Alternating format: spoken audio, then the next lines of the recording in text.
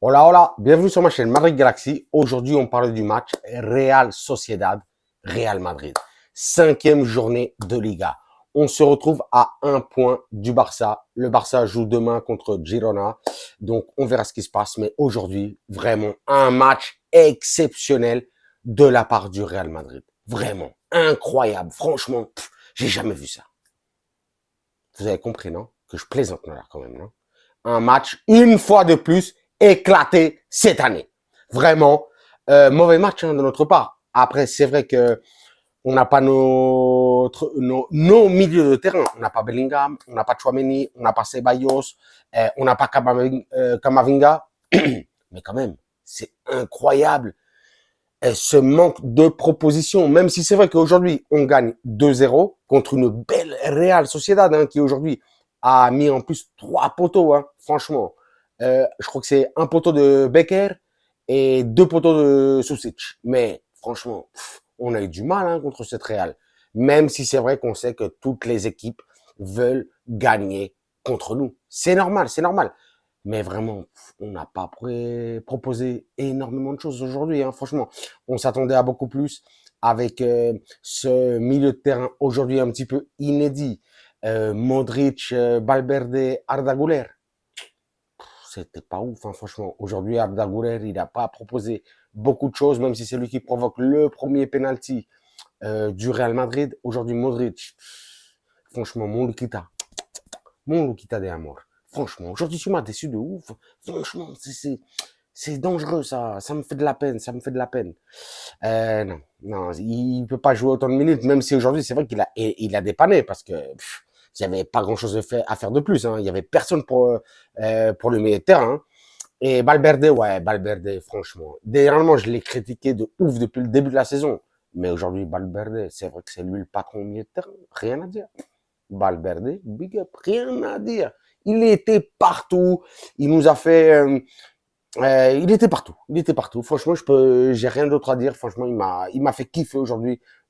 Une fois de plus sur les derniers matchs, Federico Valverde. Je pensais que il allait pas pouvoir assumer ce rôle de patron au milieu de terrain, mais en vrai, il est en train de l'assumer clairement. Franchement, rien à dire. Euh, on a gagné 2-0, comme je dis, deux pénaltys. Une frappe de Arda Güler qui, je sais plus qui met le bras. Bon, bah, c'est pénalty. C'est comme ça. Vini qui le tire, qui la met. Après un autre penalty, justement sur une faute sur Vini, j'allais dire un accrochage, non, on lui pète le pied. Donc deuxième penalty, très logique. Les deux penalties sont très très très logiques. Après on entendra tout le monde dire así gana el Madrid, pues si. Así gana el Madrid. Ouais, ben, c'est comme ça. Et ici il y a penalty, c'est comme ça. Donc deux penalties très très logiques et Vini qui laisse tirer le deuxième penalty à Kylian Mbappé et Kylian Mbappé qui marque son but. Donc ça fait pour l'instant 4 buts pour Kylian Mbappé. Ça commence à faire plaisir, ça commence à faire plaisir. Les gens peuvent critiquer, ouais, mais c'est un penalty. Oui, mais c'est des buts quand même. Ça fait énormément plaisir de ouf. Ouais, donc pour parler un petit peu du match, non, franchement, un match pénible. Pas pénible vraiment à regarder, non, c'était un bon match, surtout de la part de la Real Sociedad en première mi-temps. Franchement, avec ces deux poteaux en première mi-temps, ce deuxième poteau juste au début de la deuxième mi-temps, ils ont très très bien joué. Mais bon, ils avaient la nécessité de points et en plus ils les ont même pas pris. Mais bon, ils promettent. Eux aussi, ils avaient quelques blessés. C'est dommage, franchement, c'est dommage. C'est une équipe quand même que j'apprécie, l'équipe de San Sebastian, mais aujourd'hui, bah, c'était contre nous, donc ça allait pas le faire. Mais franchement, tu sens qu'il y a un potentiel. Ils vont pas rester où ils sont là, franchement. Non, non, non. Il y a vraiment trop, trop, trop moyen. Pour parler un petit peu de nos joueurs, aujourd'hui, une fois de plus, je sais que je le dis à chaque fois. Courtois. Mais Courtois, il fait pas grand chose. Mais tout ce qu'il fait, il le fait bien. Incroyable. On a eu peur, au début du match, si je crois que c'était justement je crois que c'était Sadik qui lui met un coup de tête là sur les côtes et tout ça. Ouh là là. Mais bon, vous avez vu, on a renouvelé Lounine jusqu'en 2030. Wow. Je sais même pas si un joueur du Real Madrid qui est renouvelé jusqu'en 2030. Hein. Même Mbappé, ni rien du tout, ni Vini, ni rien du tout. Hein. On a renouvelé Lounine jusqu'en 2030. Ça fait plaisir. Hein. L'année dernière, il nous a fait taper une saison exceptionnelle jusqu'au retour de Courtois. Bon, les demi-finales de Champions et tout ça, la finale de Champions. Mais bon, magnifique Lounine. Franchement, donc très très content aussi pour la rénovation de Lounine. Et Courtois, donc magnifique en défense. Je vais juste te parler, même si ça m'a fait un petit peu peur, hein, là, Militao, là, le genou gauche, là aussi, lui aussi, nous a fait peur un petit peu pendant ce match. Donc, vraiment, mais bon, ça avait l'air d'aller, il a fini le match, donc big up. Mais celui qui me fait vraiment kiffer de fou, en défense au Real Madrid, c'est Rudiger. Mais Rudiger, il me paraît exceptionnel. Et j'ai même une proposition à faire à Carleto Ancelotti. Puisque souvent, on voit que, pour l'instant, il n'est pas encore revenu de blessure, ni rien du tout. Mais bon, on sait qu'il va être contre Stuttgart mardi en Ligue des Champions, ce sera Tchouaméni. Mais souvent, Tchouaméni, on le voit justement être aligné par Carleto Ancelotti en défense centrale. Mais justement, de temps en temps, quand on manque de milieu, là, comme aujourd'hui un petit peu, vraiment de milieu vraiment défensif, guerrier et tout ça, pourquoi on n'essaierait pas de mettre un petit peu Rudiger, voir ce que ça donne un petit peu au milieu de terrain, si ça peut le faire. Parce que j'ai l'impression que Rudiger, mais lui, c'est trop un guerrier. Aujourd'hui, il a été exceptionnel une fois de plus en défense centrale. Un patron. Un patron. J'ai trop aimé Rudiger aujourd'hui. Carvajal aussi a été très, très, très bon. Au milieu de terrain, j'ai pas trop envie de parler du milieu de terrain parce que sauf Valverde qui a été très bon pour ma part, vraiment, il est homme de l'ombre, hein. Homme de l'ombre. Vous connaissez les thèmes de lunatique et tout ça, homme de l'ombre, tout ça. Bon, j'allais chanter, mais bon, je vais pas chanter. Magnifique, Valverde. Et en attaque, franchement, aujourd'hui, ouais, Vinicius.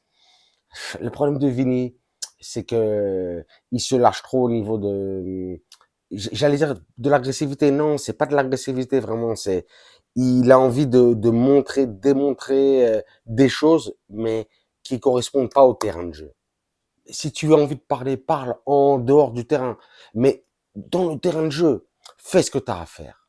Tais-toi et bosse. Tais-toi et bosse. Même si aujourd'hui, bon, il n'a pas été très très performant, même malgré ce penalty marqué et la provocation du deuxième penalty, mais il n'a pas été énorme.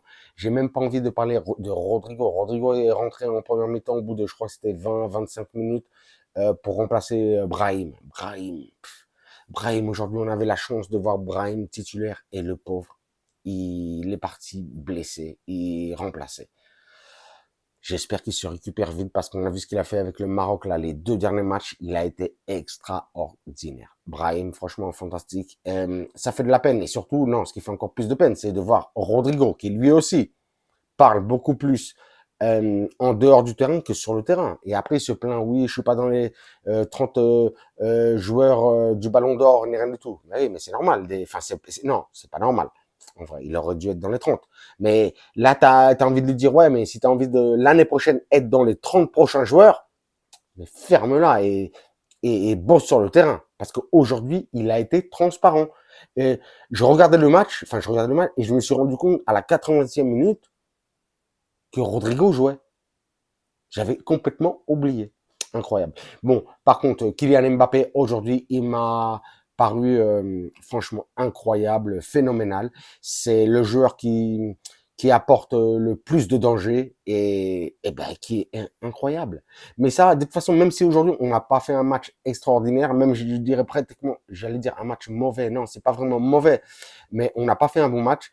Mais vraiment, j'ai l'impression que cette équipe, en plus, aujourd'hui, on n'avait vraiment pas de milieu de terrain ni rien du tout.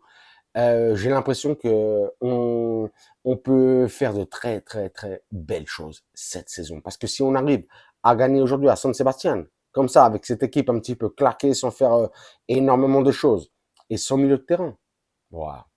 Franchement, j'ai l'impression que ça va marcher. J'ai l'impression. En tout cas, j'ai l'impression.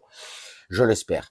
Donc voilà, ça c'est un petit peu, voilà quoi, mon ressenti du match, mon impression du match. Vous me dites ce que vous en pensez en commentaire. Moi, j'ai l'impression que Courtois aujourd'hui a été bon sur la ligne défensive. Rudiger, comme d'habitude, impérial. Au milieu de terrain, Valverde, fantastique. Et on attaque Kylian Mbappé qui commence à prendre ses marques et qui va marquer une époque au Real Madrid. Souvenez-vous de ça. On le sent. Ça se sent. Donc voilà quoi, ça c'était un petit peu, comme je viens de le dire, le résumé du match. Donc là, on se trouve que seulement à un point du Barça cette nuit. Demain, il y aura le Girona-Barça. Donc on verra ce que ça donne. On espère que le Girona il les tape et tout ça. Le Girona, je crois qu'ils sont cinquième, le Barça est premier, mais bon, c'est que trois ou 4 points d'avance, un truc comme ça. Donc il y a moyen que le Girona fasse quelque chose. Ils ont une belle équipe. Et il y aura aussi, je crois que c'est l'Atlético Valencia aussi. Demain, ça va être chaud, ça aussi. L'Atlético, bah, qui sont à 8 points, qui peuvent aussi revenir à 11 points comme nous, mais qui vont jouer contre le Valencia. Le Valencia, c'est les derniers de la Liga avec un seul point. Waouh, le Valencia. Ah, le Valencia, en plus, je les aime pas trop, mais franchement, le Valencia, c'est pas leur place, la dernière de la Liga. C'est quoi cette histoire? J'espère que demain, ils tapent l'Atlético. On verra ce que ça donne. Excusez-moi, nous, notre prochain match, ça va être mardi, 21h. On ira, non, on restera au Bernabéu. On restera. Aujourd'hui, c'était à San Sebastian, mais bon, on restera au Bernabéu pour jouer contre Stuttgart, la nouvelle Ligue des Champions, le nouveau format de la Ligue des Champions, 8 matchs pour passer en huitième de finale. On verra ce que ça donne, mais normalement ça devrait le faire contre Stuttgart, hein, c'est pas une grosse équipe. Donc voilà quoi, je m'arrête là. Vous me dites en commentaire ce que vous avez pensé du match. Moi je vous dis, pour moi c'était un petit peu un match pas très bon, mais bon, on a vu quelques belles choses avec des tactiques différentes, des joueurs différents qui n'étaient pas vraiment habitués. On verra ce que ça donne. Comme d'habitude, hein, qu'est-ce que je vous dis? Vous le savez. Vous vous abonnez, vous me lâchez un commentaire, bien entendu, un like, un pouce. Moi, à vos commentaires, vos likes, vos pouces, je vous lâche des commentaires, des likes, des pouces. Mais surtout, le plus important, je vous lâche des cœurs. Et sur ce, je vous dirai, comme d'habitude, hasta la próxima et à la Madrid.